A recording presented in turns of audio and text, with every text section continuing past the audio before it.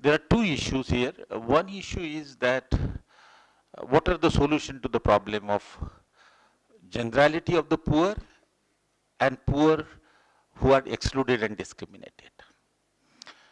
Those who believe that there is no difference between the poor and the poor from excluded community, in my view, their position is wrong. There are differences. That is what Ambedkar's position was. That's why he formed Independent Labour Party. He didn't join the Communist Party. So one has to draw a distinction that the problems of the poor and problem of the excluded group who are poor are different and they have to be dealt differently. Similarly, but also differently. Now, there are two questions which are raised here. One question is larger question. What are the solutions for the problem of Dalit, for example? The solution that are raised very clearly even yesterday, Gopal Guru, Dr. Ten Tumde, that the structural issues are important, that your economic and social structure should be such that it is pro-poor, that it remove poverty and help reduce marginalization. So there are larger structural and general economic and social policy. The second issue is that within that broader policy, that there is a need for policies for the excluded group. You may call reservation, you may call affirmative action. I'll come to that. What's the difference between the two? But in addition to the general policy of economic empowerment and social empowerment, you do require an additional and supplementary policy of affirmative action. Not that the affirmative action policy is the main policy and economic empowerment is the supplementary policy. No, one has to reverse that. Economic empowerment, restructuring, redistribution of resources to the poor is the main policy. The policy of affirmative action for the excluded group an additional policy, a complementary policy, a supplementary policy. So they are mutually inclusive, they are not mutually exclusive. Some of them have put, I think Ten Tumde has put it or and or. It is not and or. I think they are supplementary. That is how Dr. Ambedkar did it, that you require affirmative action policies or remedies against discrimination as a supplementary and complementary policy rightly for the redistributive policies. Now, let us take this issue. This has ideological underpinning as well as operational underpinning.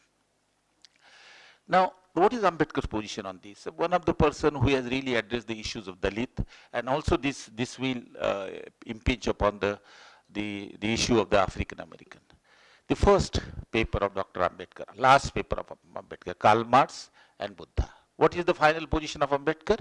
Final position of Ambedkar is that the roots of the poverty lies into the distribution of private property. So unequal distribution of private property is the source of the miseries of the poor. First, you may agree, disagree with him. Solution is dismantle the private property, nationalize the land, redistribute it, and organize on the collective form or distribute equally and have a peasant farming. That is his final word in Karl Marx and Buddha. Now come down to the program in 1946. This lecture is 1956, but prior to that, the Karl Marx and Buddha's lecture is included in State and Minorities. State and Minority is the last solution of Dr. Ambedkar. All wisdom of his life is culminated into the state and minority, not in any annihilation of caste. Forget about it.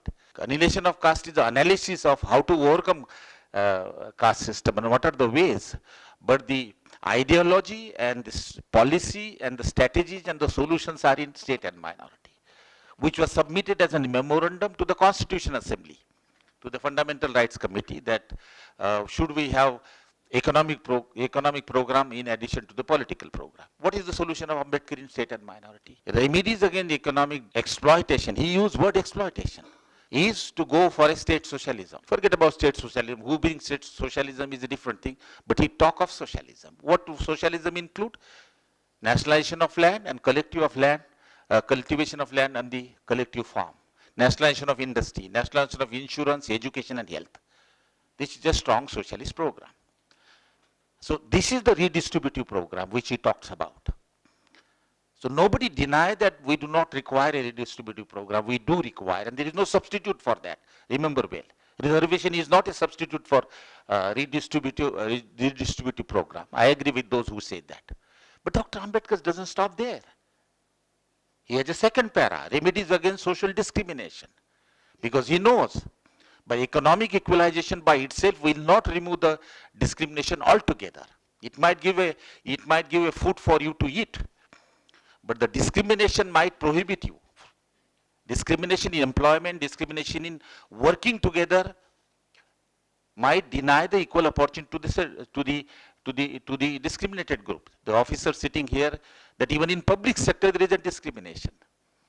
Public sector doesn't guarantee you discrimination. And I can give a classical example. That classical example is that you have a special component plan by the administrative decision of the government, 1975, implemented by Andhra, implemented by Karnataka, not implemented by bureaucrats, public sector. So what do you require? This is perhaps somebody should educate me, that you require a law to compel the bureaucrat to implement their own decision. So you brought a law for special component plan in Andhra. I mean, this is amazing. You have an administrative order of the government for special component plan, and you require a law to enforce the government officer to implement special component plan, because discrimination can exist even in public sector. So Ambedkar then took a position that you require a supplementary and complementary solution for overcoming discrimination, and he provided safeguards. What are those safeguards against discrimination? In addition to the program of nationalization, remember well, in addition to nationalization of land, in addition to industries in public sector, in addition to have a public sector insurance, education and health under public sector, he only left out small scale industry and medium industries to the private.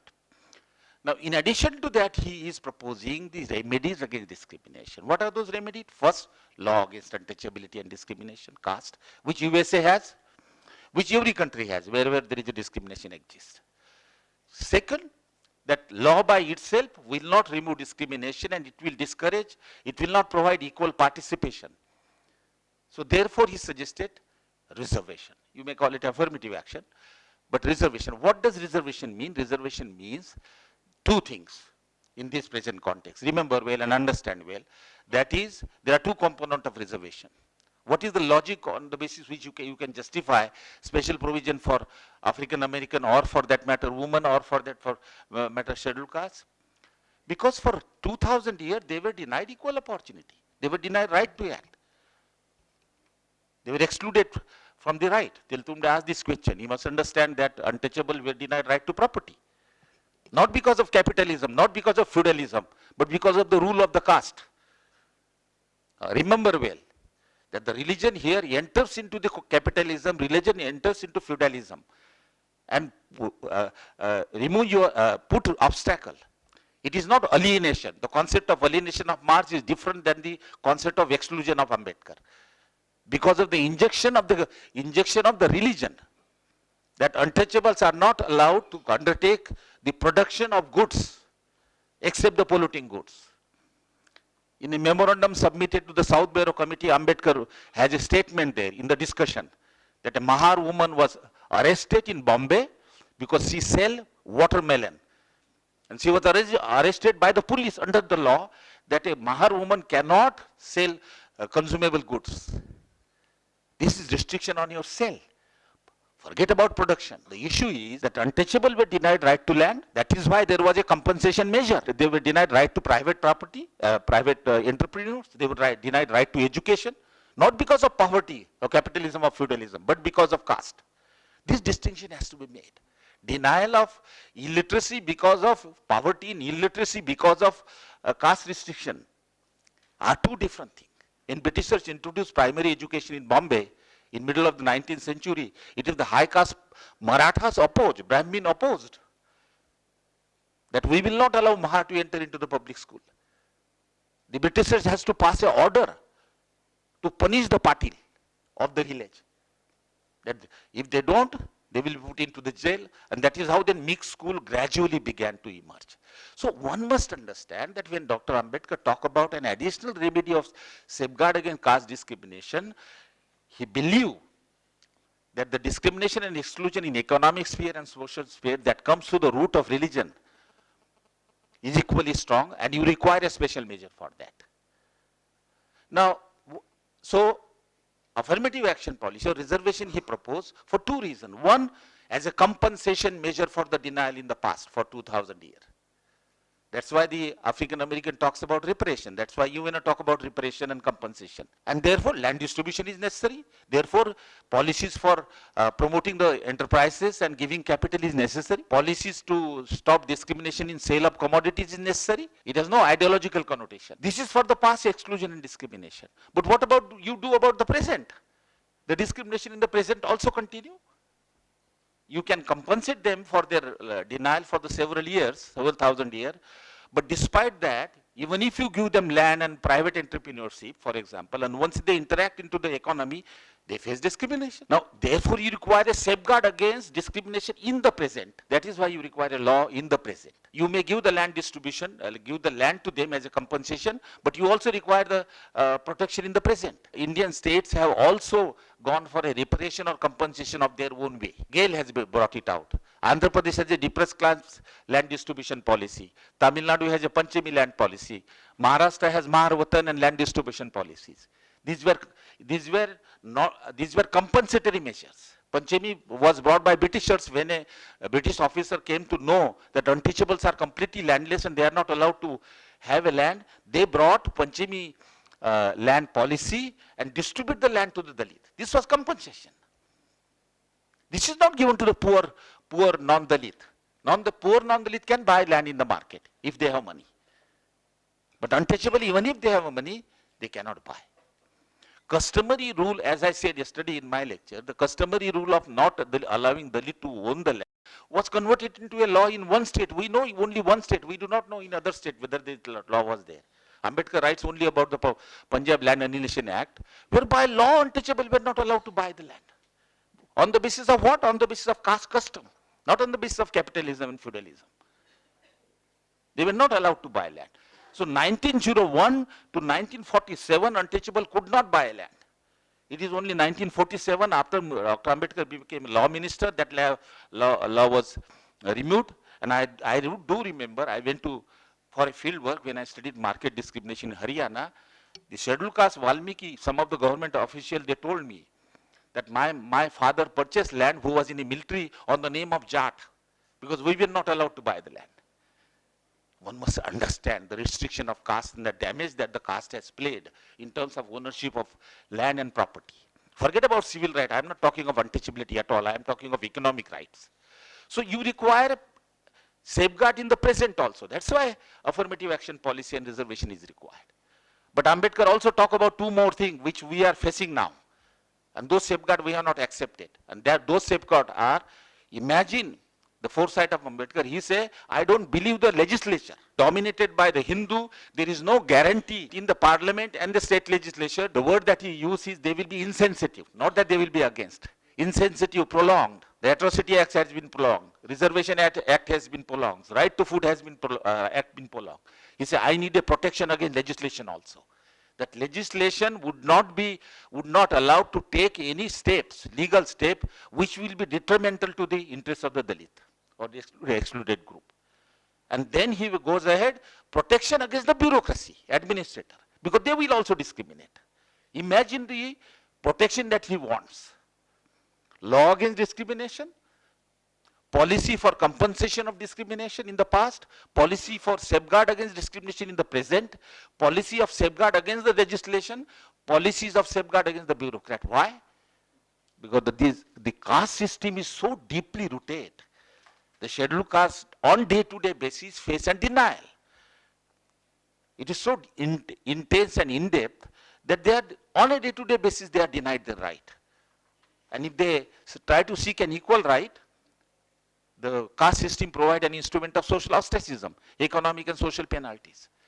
Therefore, Ambedkar, in that safeguard against discrimination, in addition to this package of this affirmative action policy, also suggests a separate settlement. He was not hopeful. He has no hope that in rural area, untouchable will get a justice from the law of untouchability and Atrocity Act. No. Because he say high caste Hindus are deeply religious, traditional, are in majority economically strong.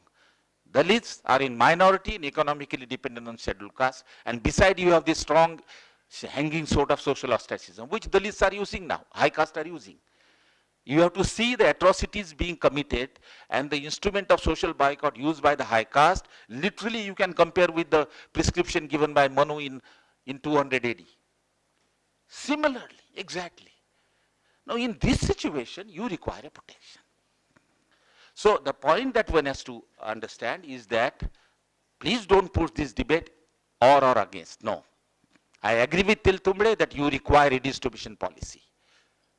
Unless you have a redistribution policy of land, capital, education, reservation will have a success, but it will have a limited success because reservation is not considered as a major solution. It is considered as a supplementary solution, as a safeguard against discrimination, but inevitable. You cannot say that if I have a redistribution policy, I won't have a safeguard against discrimination. Why? Let me give another example now. This is an ideological issue. This comes from the Marxist ideology, that economic structure, equalization of economic resources will eliminate all distinction because religion, caste, and similar institutions are considered to be superstructure, dependent on the economic structure. That was the wisdom that has governed Dange and everybody. But this question was raised to Engels during that time, that please clarify, Marx was no more there, please clarify what is the relative role of superstructure and economic structure.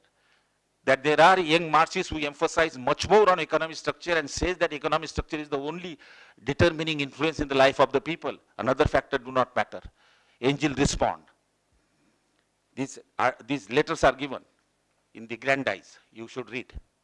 And Engels say, and I quote, because I am interested in this superstructure and structure debate, so I have almost remembered them. Engels says that, look, there are multiple factors that decide the course of society and the people and their government. Multiple factors. At the end of it, it is the economic factor which is the predominant factor. And he says this doesn't mean that other factors are not important. The only concession he makes and say that some other factor may be important at some other time. So if caste and religion is important in Indian society, at a given point of time you have to address. And Engels was so scared that he went ahead and used a statement that if this is the understanding of the young Marxists about Marx, then I am not a Marxist. It is in this context he used that word. So now, so what we have to do, that even by the Marxist analysis, we have to give and due consideration to the non-economic consideration. Now let me come to the Marxist societies and experiment. The Soviet Union experience has failed. European experience has failed, and people use this as an argument against Marxism, which I do not buy. The basic arguments of Marxists are there. Inequality, working of the capitalism has its own outcome. You have to read the Piketty's book. 1% of people owning 90% of wealth in USA, and statistics were given even for other statistics. Then a book by Atkinson for UK, Inequality, What to Do. All are talking about inequality working of the capitalist economy. Nobody denies about the problem. But has the problem of equalization of poverty in Soviet Union and in China solve the problem of discriminated group? No. Forget about Soviet Union. We have a living country, China. There was a complete collectivization of land and industry and everything. And yet, right in 56, look at the foresight of Mao, who talk about cultural revolution. He set up a minority institute in Beijing. For what? To give a due representation to 56 minorities on northwestern side in politics. Because he was aware that minority will not get equal space in the Communist Party. And so he set up a minority university for education, and eventually what happened? For 56 minorities, even after socialism and progress, they have affirmative action policy, a strong affirmative action policy for minority. In education, in employment, in politics. That minority institute is converted into a minority university now. It is next door to Beijing. So economic restructuring has its own limitation, although it is essential. I will hold that view that that is not a substitute for reservation. You have to have redistribution policies, but this is not to say that you don't require policies for discriminated group. because economic equalization by itself will solve the problem. No. Mao showed that, no, you require additional measures. So I think, now let me come to the discussion here. If we accept either from both from ideological point of view and a point of view of experience that we require dual policies. So I will not misunderstand a viewpoint which talks about redistribution is key thing, economic equalization and other things. That is must. But it cannot be on the with the exclusion of the affirmative action policy. You cannot have, because the excluded group will not get the equal share. That's the example of China, that's the example of many other countries. Now, what nature of affirmative action policy? There is a confusion between affirmative action and reservation. There is no confusion. They are one and the same strategies. To provide and safeguard and to give an compensation to the excluded group for several years, you have an policy. What does that policy do? That policies believe that even in the present discrimination will be there, so the African American will not get an equal share in employment, equal share in education, equal share in politics, equal share in capital. Therefore, you require a policy whereby you give share. What is the solution? First, have a legal measure that nobody is allowed to discriminate. If you discriminate, individual has a right to go to the court. That's the liberal solution of the problem. It has been suggested, anti-discriminatory law. But that is the first step. But the second step is law by itself doesn't give you equal and fair access. Millions and people who discriminate on a day-to-day basis in India cannot go to the court, and they are so poor that they cannot use the court. Court is hardly for the poor. So what you require, that you have to have a supplementary policy in addition to the anti-discrimination policy, that we will have a policy which will ensure an adequate participation and share for the discriminated group. I underline participation and share for the discriminated group in education, in employment, in politics, and in capital now. We must talk about capital. I'll come to capital and labor for dilemma now. And I'll take the issue that 1% of organized labor, that I'll take that issue also for discussion. That point is important and relevant. So you require equal share because you are not given that equal share through the denial. And law doesn't help you. How do we provide equal share? We accepted a very strong method and good method, which all my American economists who are my close friends and who work on this, you have a better system than us. What does it do? This quota does do? It only estimates and ensure that, Baba, at least this, you measure their fair share in terms of their population. In USA, what do? They don't have a quota. But at the back of their mind, what is there? At the back of the mind is that blacks are underrepresented, isn't it? Now, how do you measure underrepresentation in America? All of them, they told me that you always see the population share of black, 12%, 13%. Isn't it? So they are also doing the same thing. We are also doing the same thing. The only thing that they are not doing is they are not quoting the figure, but they are doing precisely the same thing. There is a word, disparate impact. You are the lawyer. Isn't it that word? Yes. That if the underrepresentation is how do you say the underrepresentation and closely related to discrimination? They use the word disparate impact on the African American. If the underrepresentation is such that it will have a bad impact or disparate impact, then we say that there is a discrimination. The same approach is there. The only thing, the solutions are different. Let us take Northern Ireland, Equal Opportunity Commission, Employment Commission. What does Northern Ireland does? Because the Protestants are discrimination by Catholic, they have an affirmative action policy of a different sort. They set up an employment opportunity office. And what do? They have made a rule that every industry will submit the religious background of their employee to the Employment Commission. And once the Employment Commission get that statistic, and then they see that in certain area there is a certain population of Protestant and Catholic. If the population of Protestant is 50%, but their share in employment is only 20%, so there is something wrong. They are not getting their due share. So the Employment Commission will write a polite love letter to that particular company that what is the problem. The population of Protestant is 30%, 50%, but your labor force, their share is 20%. Immediately the company will respond and improve the employment. Why? Because that letter will be released in the press and that company will go to dock. There is a social pressure. All objectives are the same, to ensure fair share. The instruments are different. Why do we criticize quota, which is the best one compared to the American system? There are many economists, I know they say we should imitate from Indian experience. So the affirmative action or reservation, they are the word which are used in a very different way.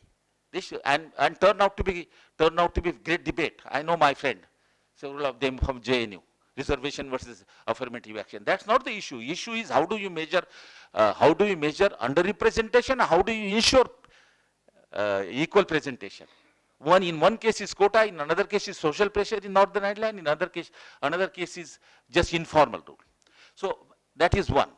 Now my point is that if the best alternative is not possible, that is to have a socialism, distribute the land, and also have some measures for against discrimination like China, that experiment has collapsed. It doesn't mean that that is not significant. Arguments are not important.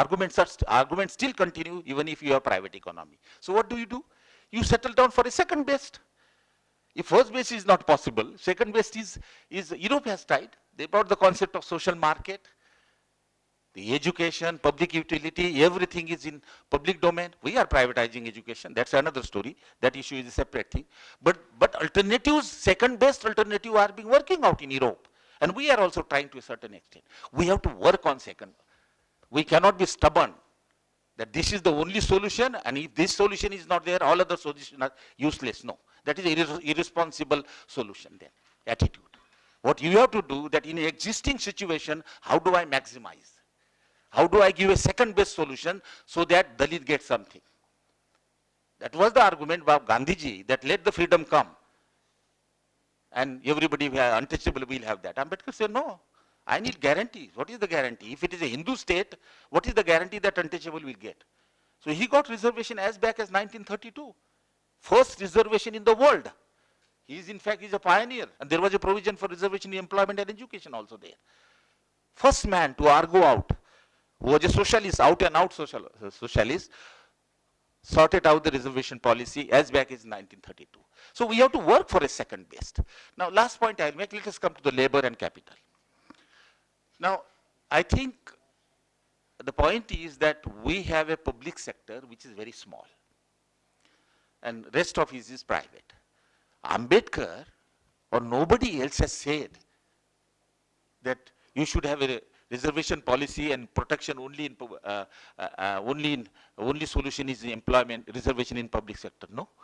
You read state and minority. He talks about discrimination in business, he talks about discrimination in private enterprise, he talks about discrimination in private employment. And this a larger solution. State and minority safeguard against discrimination, which is reservation in employment, is not confined to public. It is extended to private also. Because it is the private where the discrimination is present. It is much less in the public.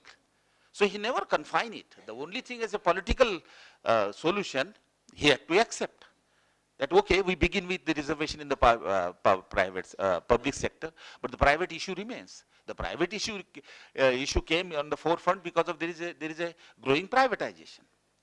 The size of the public sector, the cake has so much reduced that the share of the Dalit is now completely negligible. Now what do we do? Now I argued and we argued at that time that there should be some sort of an affirmative action policy in private sector, in employment and in capital and in private enterprises also. The argument is that there is a huge discrimination. Recruitment is not made on the basis of merit, but the caste, religion and identity matters. The MSc, I give only one statistic, forget about my study on correspondence, but the industry to which Teltumbde has rightly mentioned, MSCB, medium, small, micro enterprise, which accounts 70% of the total. Fortunately, I have been able to look into the employment data. I think they have committed a mistake in survey that they gave the social background, caste background of the employer as well as employee. And it was brought to my notice by one of the data generators, sir, you get a wonderful table. And I say, what is that? He said, you get the proportion of the employees belonging to different caste by the caste background of the employer. So you take the high caste employer and see in his factories what is the proportion of the scheduled caste, scheduled tribe, OBC and his own caste. You get the employer belonging to the scheduled caste and scheduled tribe and the background of the caste background and ethnic background of their employees. And what do you get? I have seen the figure for 2005. That was the last. Present census is going on, MSCB. Almost 80% of the employee in the enterprises owned by high caste are from their own caste, followed by OBC. The enterprises owned by OBC, more than 80% of the employees are from OBC, and followed by high caste, and Dalit and ST's proportion is much less than their share in the population. This is the macro picture of the employment in this country. The private sector understood when we argued with them that no, you don't follow the merit policy. Now though it is completely gone. Ambedkar introduced the concept of public employment. He was the first who set up first employment exchange in Calcutta as a labor minister. All labor legislation credit goes to Ambedkar, not to the Communist Party. Whatever laws exist today in a comprehensive way are because of him as a labor minister. Employment exchange he introduced. Why? There has to be a transparency. Any private and public employer should take the application from that office so that there is a transparency. What has happened now? I have included the article by T.S. Popola in that paper. He said the employment recruitment through newspaper and through employment exchange has reduced to 6%, 7%. Entire recruitment is through informal channel now. And three most important channels that have emerged, I have asked one of my PhD students to work on, she is working. One is the on-campus recruitment. Where is the competition? You go to a college and ask, take the first 20. What is the guarantee that first 20s are good and the last 20s are not? It's a highly discriminatory recruitment method. Second, on website. You don't know the employer on the other side, on the Naukri.com. You register your biodata, the fellow will give you information. You do not know what consideration he is taking, caste, religion, or merit. And then the third recruitment is contractual. That all public organization, my own institution that I am there, where if you need a class 4 employee, you should ask the contractor. Or what is this called, I don't know. Now he will send you the biodata. There are no instruction to him that you follow reservation policy because it's a contract labor. So he will send the people of his own religion, region, village. Highly discriminatory recruitment policy is there. The axe falls on untouchables. I have seen the unemployment rate for scheduled castes at all India, and my state of Maharashtra. Maharashtra it is 13% for Dalit, as against only 6% for OBC and Maharashtra average. The unemployment among Dalit is hugely high, partly because there are no jobs, but partly because of discrimination. I think there is an issue that we will have to have some affirmative action policy, some share in employment. And the issue is well taken, that organized sector's unemployment constitutes a very small fraction of the total employment. But who stops you from extending it beyond the organized employment? Is there any rule that it should be confined to only organized? You can introduce a rule. I'll discuss with you in 5 minutes the case of South Africa and Malaysia, what they have done. South Africa is a country which sits on the ideological base of communism. What they have done. So there is no compulsion on you to confine reservation policy or whatever to organize. The only thing is there are difficulties in unorganized sector, household sector, but you can overcome. So I think we should cover entire private sector, organized, unorganized, small, medium, directory employment, non-directory employment. You can have the guidelines. There is no problem. So that the untouchables have and others have some share there, and you can do a monitoring through whatever organization. Now, so I think the issues of labor can be dealt with that. But most important is the capital. Ideologically, one might differ that why do you promote private enterprise among Dalit? Fine, somebody can take a view on that. But as long as the economy based on private ownership exists, you will have to provide some access to Dalit for enterprises. Dalit on their own have come now. They have started Dicky and all that. Now you look at Malaysia and look at South Africa. What Malaysia has done? Malaysia has a policy which is such a comprehensive policy whereby they increase the ownership of capital of Malayas. And what are the methods they have followed? First is to give licenses, financial capital and other things to start the business to relatively poor Malayas. So first, increasing the ownership of enterprises by the Malayas. But that's a much more difficult exercise. You know, you require a generation of skill to start a successful private enterprise. They have pointed at a more inclusive policy. When we use inclusive policy, we use in terms of pro-poor.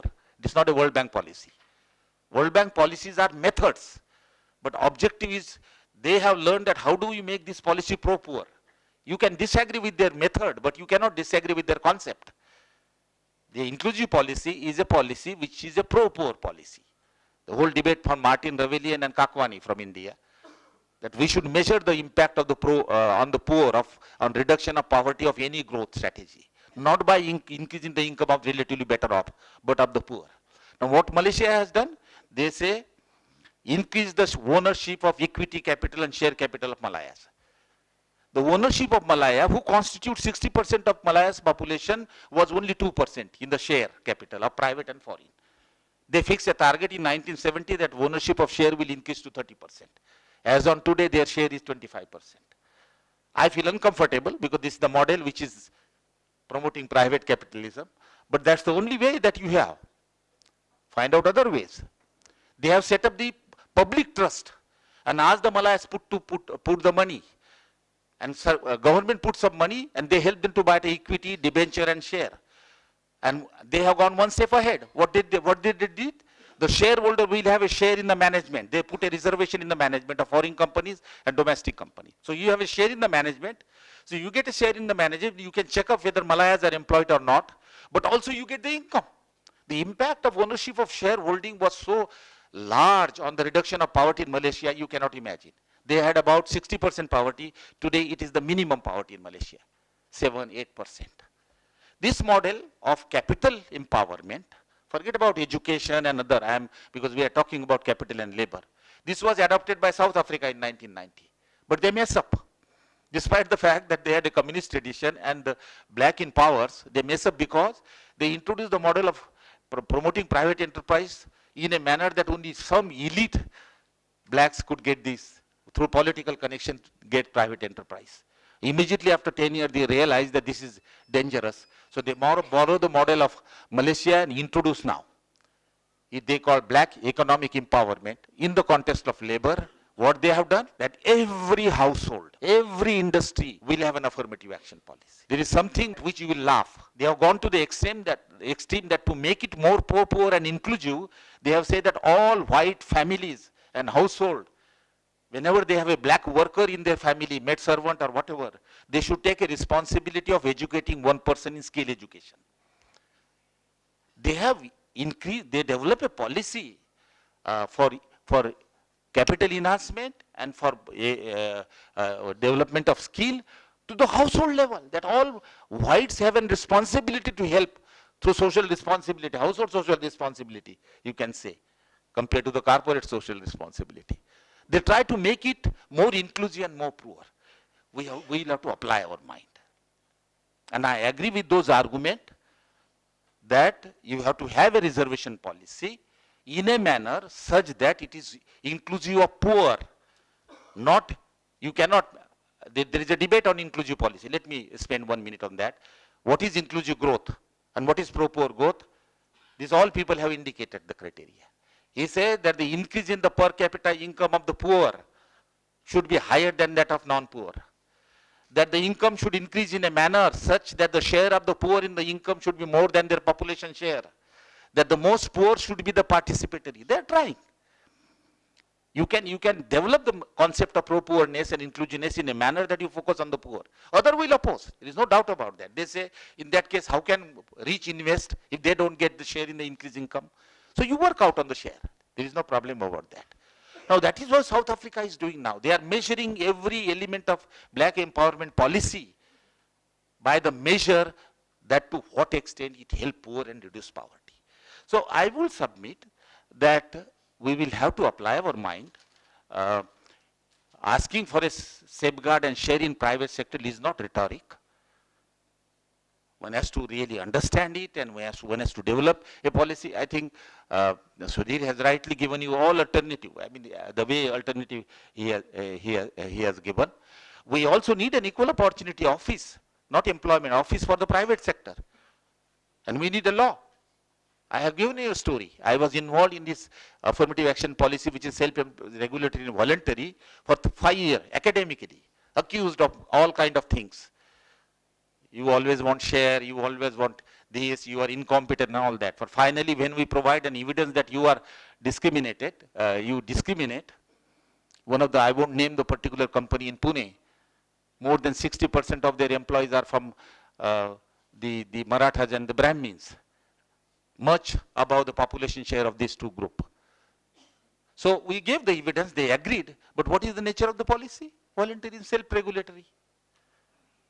CIA has 9,000 members. There are 20 code of affirmative action policy which they have, 20 or 25. Everybody has to sign that I respect this code, that I don't discriminate, that I will follow this policy, that policy. How many of them have signed? Only 800, which comes to 12% of the total member of CIA. This is the commitment. You do need a law. I don't think voluntarism work in India, given the in-depth caste attitudes prevalent, anti-caste attitude in fact, anti-spirit that prevails in every sphere of life. I found Jafet was discouraged that you should prepare the act, make it more comprehensive. We should take help of Tel Tumde because he has that vision. But I think we cannot go backward. Thank you very much.